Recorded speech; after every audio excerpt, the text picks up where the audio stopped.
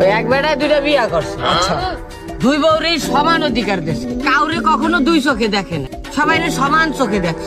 মানে প্রকৃতির কি কুদরত, হঠাৎ করে দুইটা বউ একই দিনে মরে গেল।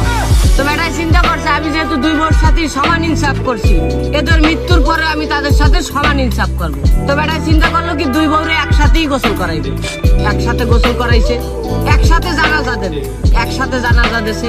তারপরে যখন তারে কবর দিতে নিয়ে যাবে তখন ঘর থেকে বাইর করবে, আর একটা ঘরে তো দরজা একটাই, তখন করবে কি বেটায় চিন্তা করছে আমি একসাথে আমার দুই বউরে যেহেতু বের করবো, তো আমার আরেকটা নতুন দরজা বানানো দরকার। তো মিস্ত্রি আইনা কাটায় করে একটা দরজা বানাইছে নতুন, মানে দুই দরজাটা সমান ভাবে বই দুজনে বাইর করিয়া নিয়ে যায় দাফন দিয়ে আসছে। ওদিনকার রাত্রে বেড়ায় ঘুমানোর পরে তার স্বপ্নে এক বউ আইসে কয় তুমি ছোটটারে নতুন দরজাটা বাইর করছো আর আমারে পুরান দরজাটা বাইর করছো, আমি আগের থেকেই জানতাম যে তুমি তোমার ছোট বউরে বেশি ভালোবাসো।